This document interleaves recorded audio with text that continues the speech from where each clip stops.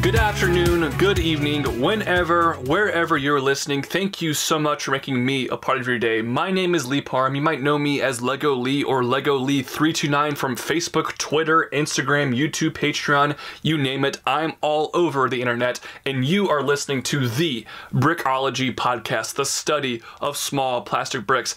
How are you doing today? I sincerely hope you're doing well. I don't think I need to beat this dead horse anymore. Obviously, everyone knows what's going on in the world right now with the whole coronavirus pandemic. It's absolute craziness, but the silver lining is my streams for Brickology have quadrupled in the past month. Brickology is doing so much better than it was. The first few weeks were rough and not that many people were listening, but now it really feels like I am reaching a lot of people with Brickology, and I am super excited about that, and it really encourages me to make the episodes even better for the future of this podcast. So that is great, and I am full steam ahead with one episode of Brickology a week for the foreseeable future. I'm really excited about that. I'm going to be cranking out these episodes here. Today is the 9th episode of Brickology, which means next week will be kind of my first milestone episode, if you will, with the first double-digit episode, the 10th episode of Brickology. And look out on my Instagram, because I'm going to have a voting contest of some kind. I'm not entirely sure how I'm going to organize it yet, but there will be a voting contest of some sort, and you guys, the fans, will get to decide next week's topic for Brickology. And one more little quick announcement before I get into this week's topic. I am going to try and make Brickology a pattern. So one week we will have an episode about a licensed Lego theme. And then the next week I'm going to try and alternate between licensed themes and then in-house original unlicensed themes. So for example, this has actually already been going on for a while, but now I think it's officially going to be a thing. The 5th episode was a licensed theme with Toy Story. The 6th episode was unlicensed, Ninjago. Episode 7 was licensed again with Indiana Jones. Last week's episode was unlicensed with Lego Pirates. And if you watched last week's episode, you would know I already actually dropped the episode title for this week. This week's episode it's a licensed theme week, so we're talking about Lego Pirates of the Caribbean, not the unlicensed pirates, the licensed Pirates of the Caribbean line. So I'm going to try and attempt to do that each week. So that means next week's episode will be an unlicensed theme. So think about an unlicensed theme you'd like to hear me talk about here next week, and then tell me on Instagram, and I'm going to do some sort of voting contest to help decide that whole thing. So that's all the fun random stuff out of the way for Brickology. We can now dive into this week's topic, which of course I already mentioned is Lego Pirates of the Caribbean. And before we talk about Pirates of the Caribbean, the Lego sets, we have to talk about Pirates of the Caribbean, the film series. And we can't talk about Pirates of the Caribbean, the film series, without talking about the thing the film series is originally based on, which of course is the famous Disney park ride. So way before the first Pirates of the Caribbean movie was released in 2003, all the way back in 1967, the original Pirates of the Caribbean Disney park ride was released at Disneyland in California. Now, Disney has made movies based off their rides before Pirates of the Caribbean, and they're doing some after. I mean, they made a Tomorrowland movie, and a Jungle Cruise movie was supposed to come out this summer. I believe it got pushed back to 2021, so they've done things based off the Disney parks before, but nothing has been quite as influential as the Pirates of the Caribbean series, and I think some of that kind of goes back to the iconicity of the Pirates of the Caribbean ride. The Pirates of the Caribbean ride is one of the absolute staples of Walt Disneyland and Disney World, and there's different versions of it at all the different parks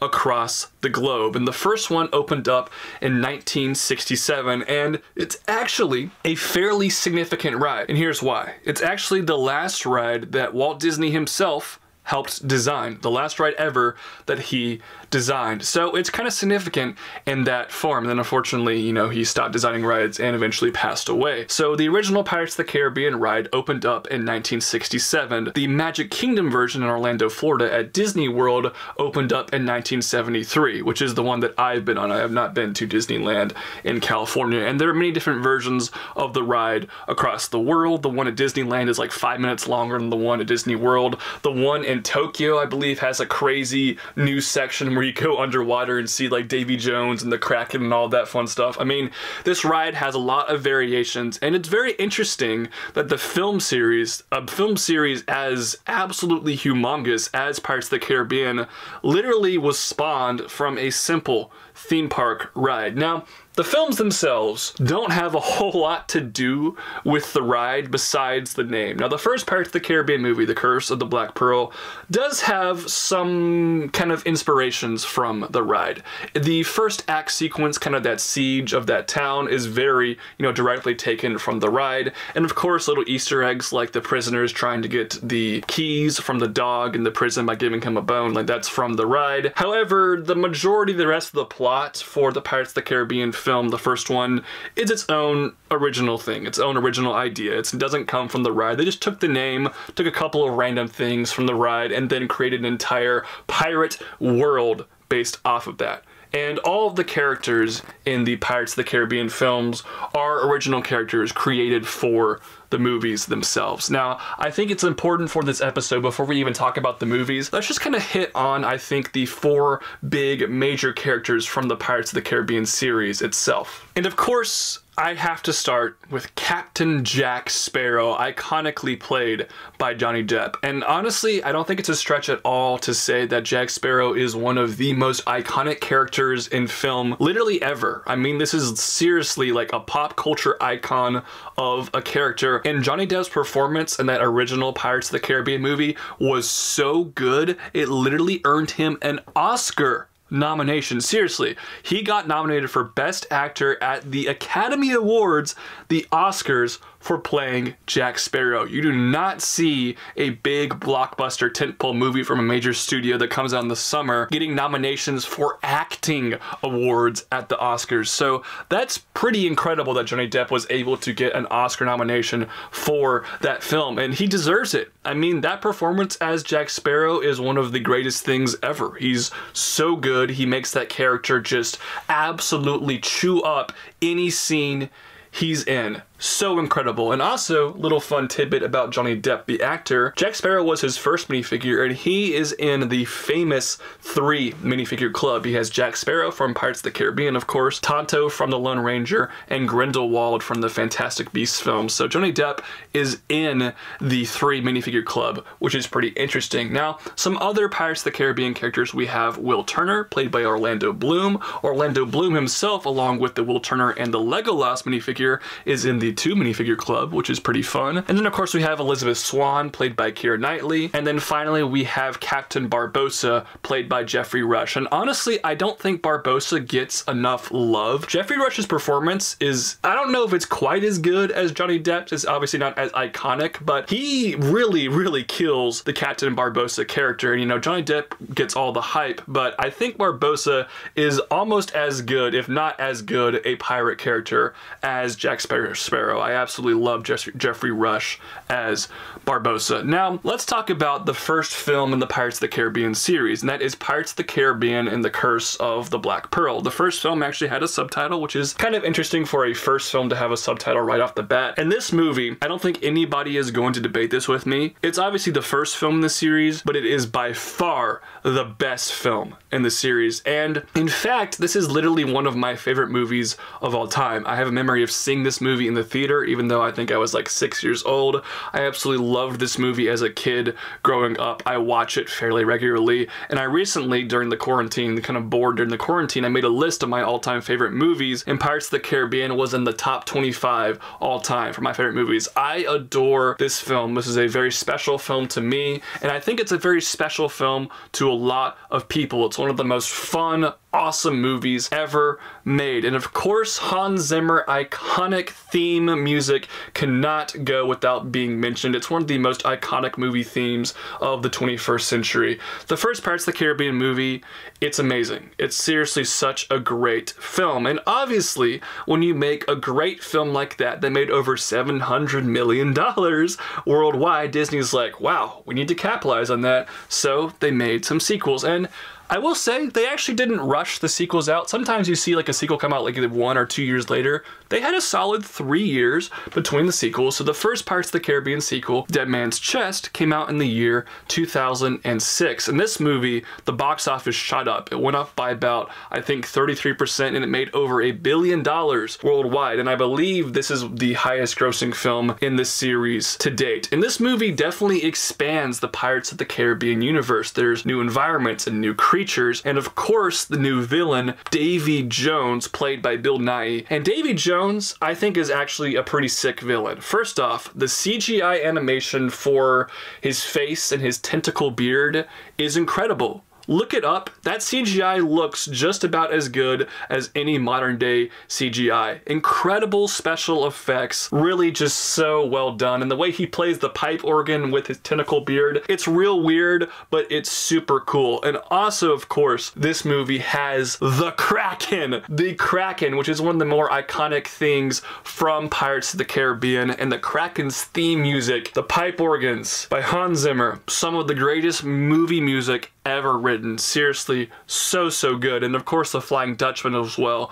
Davy Jones's ship that goes underwater. I mean, all of those effects, all of that, just super cool environments, awesome atmosphere. This movie does do a lot of great stuff. I will say though, it's definitely, I would say, a noticeable dip in quality from the first film. It's not quite as like briskly paced or entertaining. It's a little more convoluted and definitely weirder. And it has a very cliffhanger-ish ending. In fact, they actually filmed the sequels 2 and 3 back to back.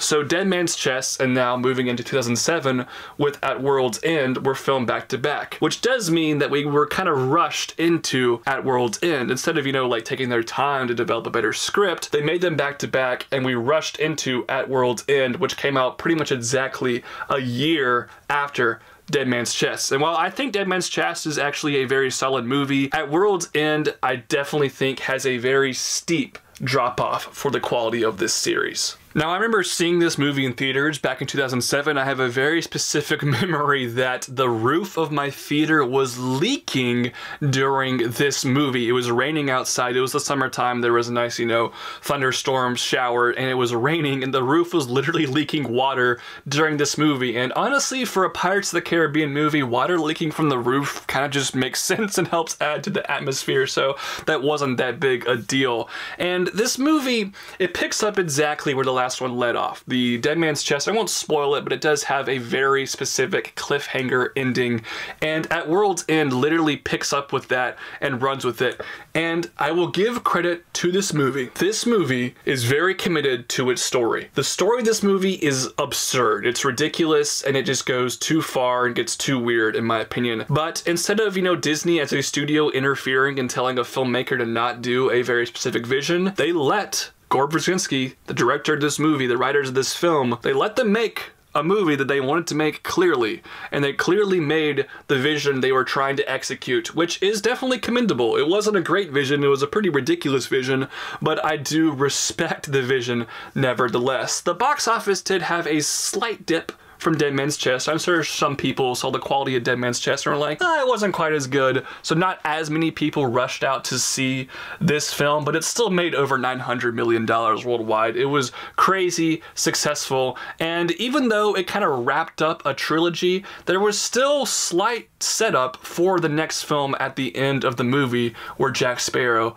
acquires a map for the Phantom of Youth. The Phantom of Youth? The Fountain of Youth. I had Phantom Menace on my mind for some reason. Fountain of Youth. Which brings us into Pirates of the Caribbean 4 on Stranger Tides, which came out 4 years later in 2011. Now, 2011 is also when the Lego sets that we're about to talk about were first released, but we'll talk about the movie a little bit more here real quickly. Now, this movie had some changes for the series. It had the first change in director. Orlando Bloom and Keira Knightley were no longer there, although Barbossa and Gibbs and a couple other characters do return. And of course, Jack Sparrow is the main character. In this movie, like I said, is them searching for the Fountain of Youth, and the villain of this movie is Blackbeard, played excellently by Ian McShane. By far, I think the best aspect of this film is Ian McShane as Blackbeard. And it's kind of odd that Blackbeard is the villain of this movie, because Blackbeard is actually a real-life pirate, Edward Teach, a real person, a real pirate who was supposedly buried on Ocracoke Island off the shore of North Carolina, which is the state that I am from. So NC represent with Blackbeard there, and some of his treasure might be buried around here as well. And I think this movie continues the downward trend for this franchise. The quality definitely just dips. It's a shorter movie, less convoluted than the last one, but it feels a lot more by the numbers and just not quite as interesting. However, the box office numbers went up from the last movie, and this movie, in fact, again, grossed over $1 billion for the franchise, which is very interesting. And of course, when a movie grosses $1 billion, it's already part of a big, successful franchise.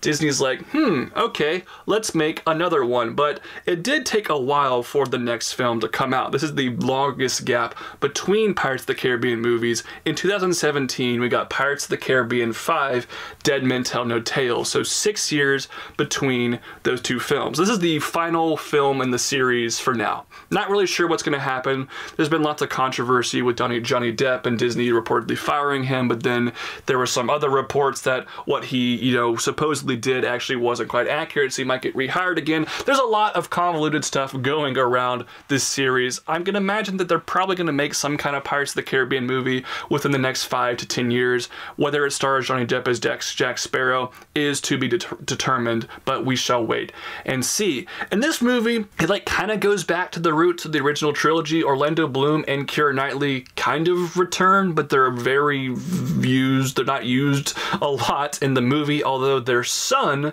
the son of the Will Turner character, is actually a main character in this movie. And honestly, Johnny Depp completely mails in his performance as Jack Sparrow. It really just seems like he was there for a paycheck, and it's like a shell of his former self. I mean, this character that once landed him an Oscar nomination, it just definitely didn't have that feeling. And after 5 movies, I think some of the novelty of the character wears off. However, Javier Bardem, who is an Oscar-winning actor, is in this movie as Captain Salazar, who is a ghost pirate, or he's more of a part of the Spanish Armada, like a conquistador pirate ghost.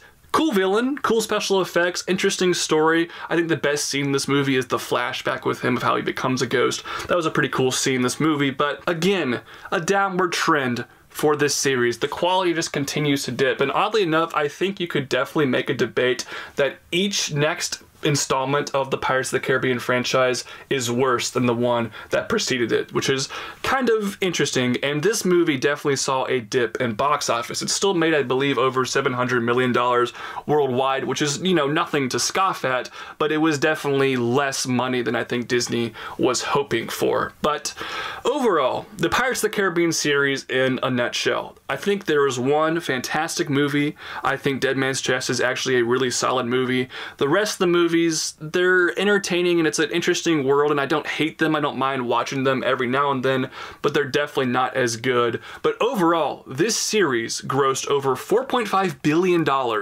worldwide. It had a budget of about $1.2 billion, so the profit margins for Disney on this series are wild, and they eventually integrated characters from the Pirates of the Caribbean movies into the theme park rides. I think in 2006 they first added Jack Sparrow to the Pirates of the Caribbean theme park ride, and like I mentioned, the Tokyo one has Davy Jones and all that stuff. So Pirates of the Caribbean is this huge mega hit franchise for Disney, and it only makes sense that Lego would eventually make sets based off this film series. However, Lego did not make sets based off this series for the first 3 movies. I actually specifically remember Mega Bloks, throws up on the inside, Mega Bloks making sets for Pirates of the Caribbean before Lego did. Hopefully I don't have to mention Mega Bloks too much in other episodes of Brickology. That's, Mega Bloks. We don't talk about Mega Bloks here at a Lego podcast, but Lego, they really started to pump out Disney products in the year 2010. That's when Lego really started to make Disney stuff. They had a contract with Disney before, but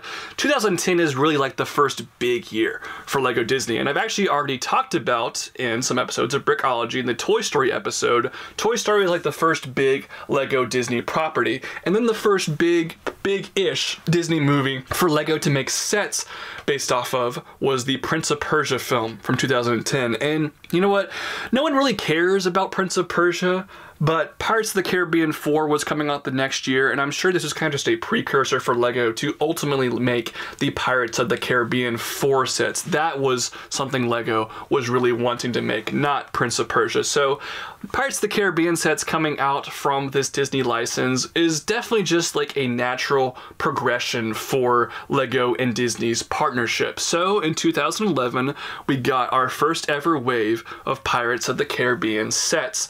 Now, interesting thing is, the first wave was a mix of sets based off the new film On Stranger Tides, and there were some sets based off the original trilogy. However, unlike Indiana Jones and Toy Story that we've talked about Brickology in the past, they did not release these waves separately. For Indiana Jones and Toy Story, they had a winter wave of the old movie sets, and then the new movie sets that coincided with the release that summer came out. Those sets came out in the spring, right before the movie was released. They did not do that for Pirates of the Caribbean. Kind of wish they did, kind of wish they'd made more sets for the original 3 films.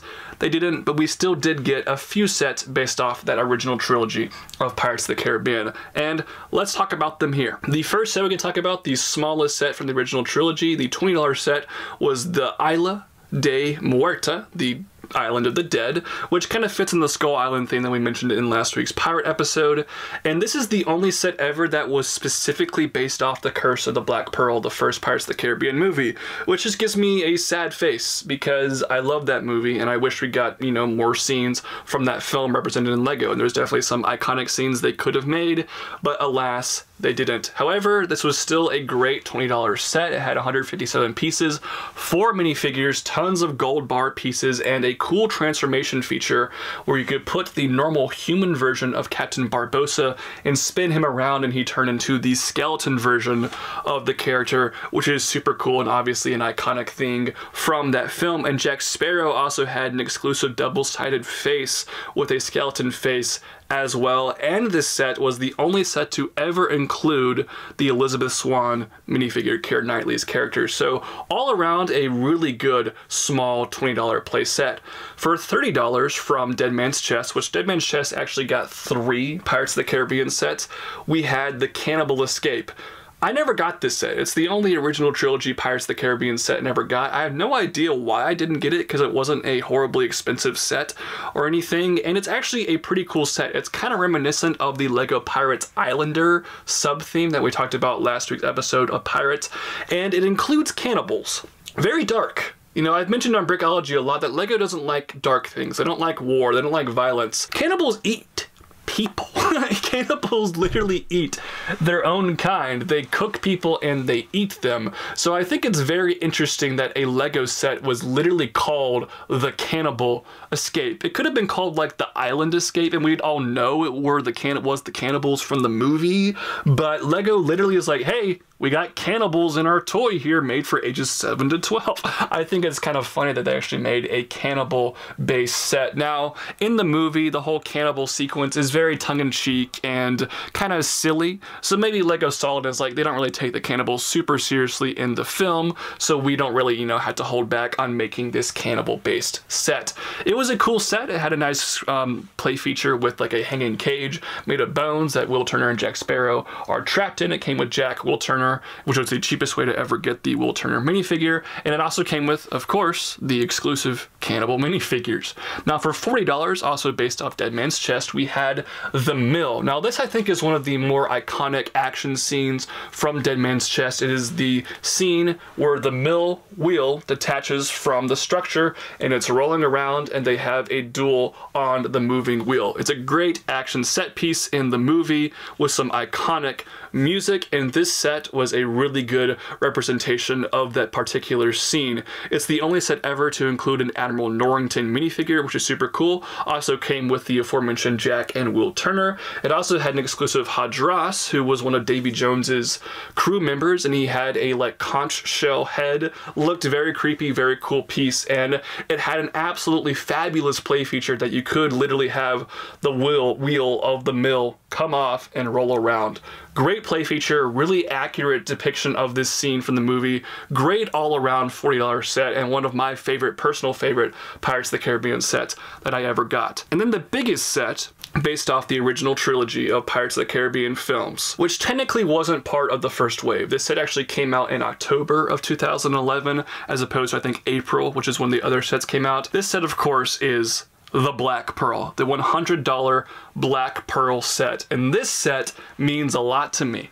I have this set. I actually still have this set built, thank God. I always say this in Brickology that I destroyed my old sets. I still have this set built. This set is also worth tons of money now. It's a very expensive set to get. The Davy Jones minifigure, which we'll talk about in just a second, included here, is worth like $100 by himself. I was the first person to review this set on YouTube. Like, this big a deal set, I think at the time was probably like the biggest set I'd ever reviewed. I was the first person to ever review the Black Pearl Lego Pirates of the Caribbean set, which is pretty awesome. And that video has like over 20,000 views. It's I consistently randomly get comments on that video. One of my biggest all-time most viewed videos. So this set has a very special place in my heart for that reason, and it clearly has a special place in a lot of your hearts as well, because this was voted on by my fans on Instagram as the best Lego Pirates of the Caribbean set ever made. I do think it's like the set that I would want the most, simply because it's the Black Pearl. It's the flagship from Pirates of the Caribbean. Everyone wants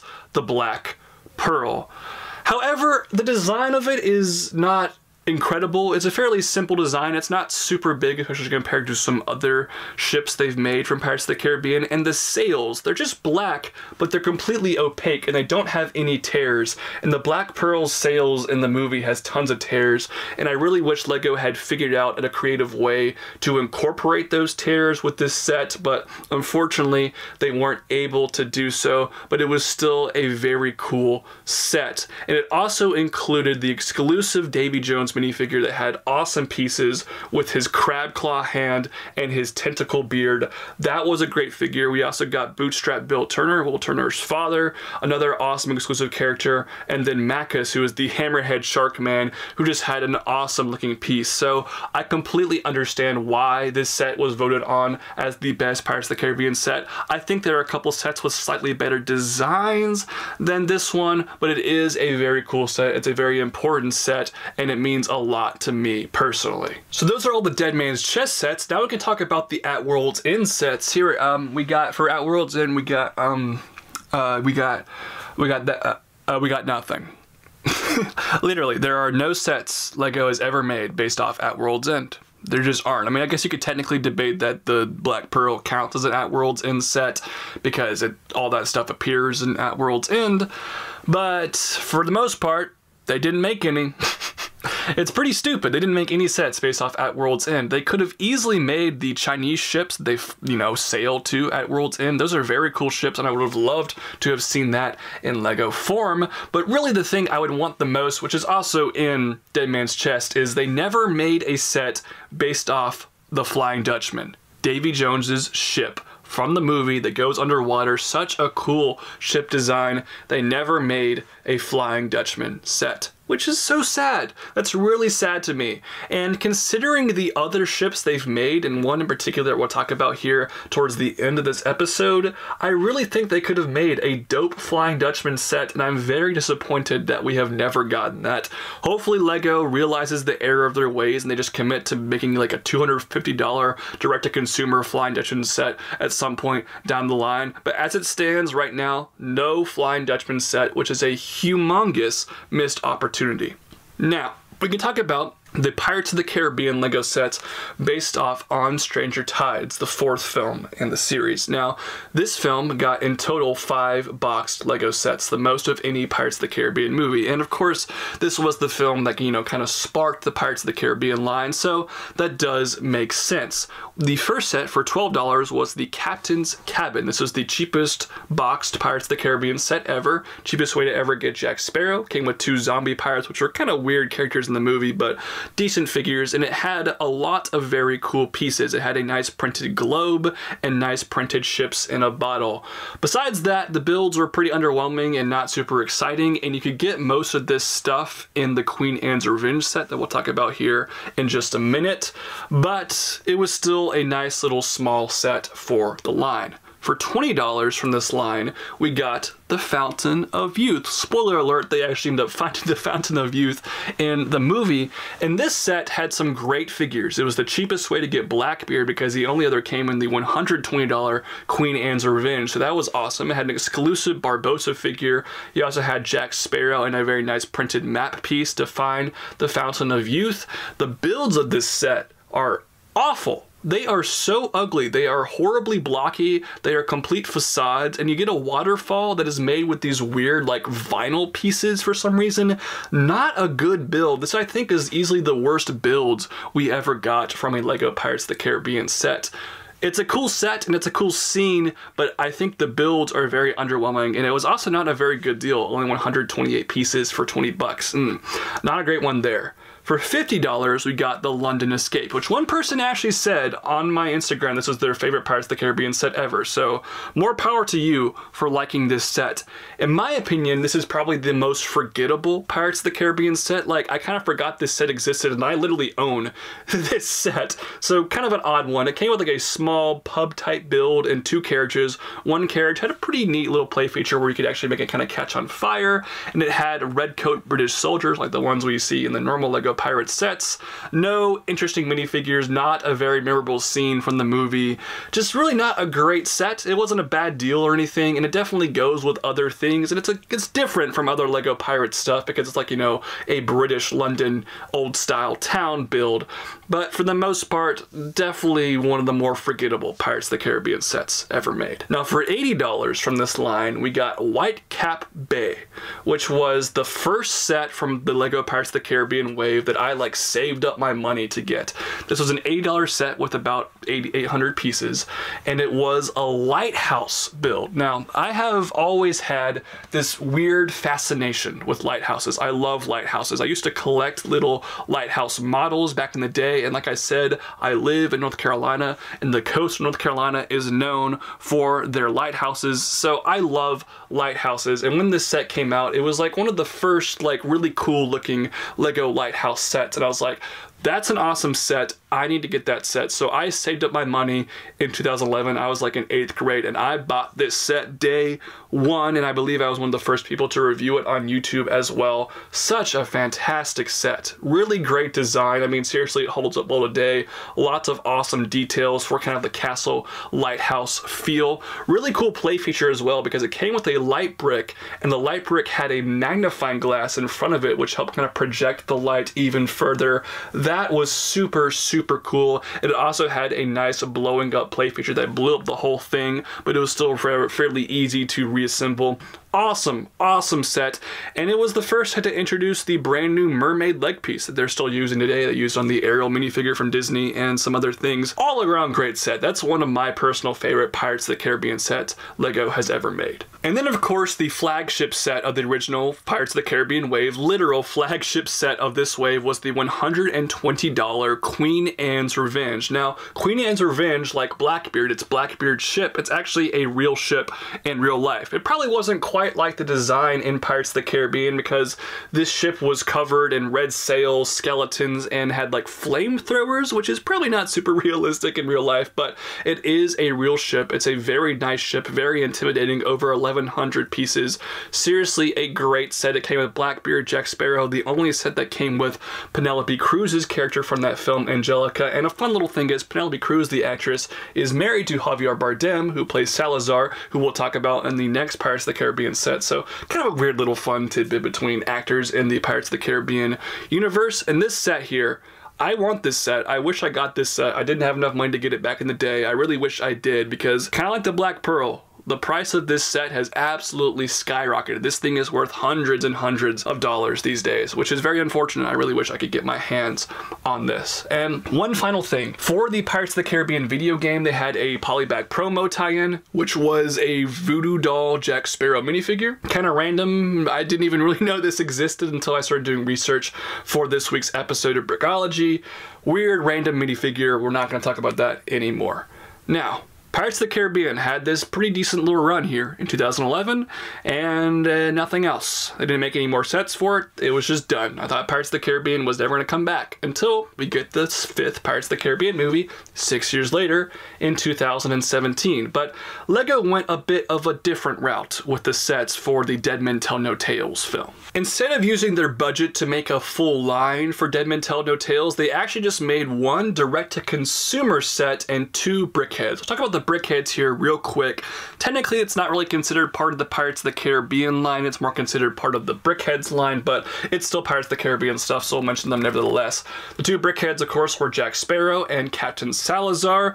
Jack Sparrow one looks pretty good. The Salazar one looks pretty awful and looks nothing like the character from the actual movie, and I'm pretty sure these brickheads did not sell at all. I always saw these things on clearance at Toys R Us and Target for like $2. I'm pretty sure no one bought these brickheads, and this was like the first year that brickheads were really, you know, coming into form. There were some of the earlier LEGO brickheads, but the other set, of course, they made. The one set is the Silent Mary. Now, this is by far the biggest Pirates of the Caribbean set ever. It's a direct-to-consumer set. It was $200 and has over 2,200 pieces, and it makes Captain Salazar's ship, the Silent Mary from the film.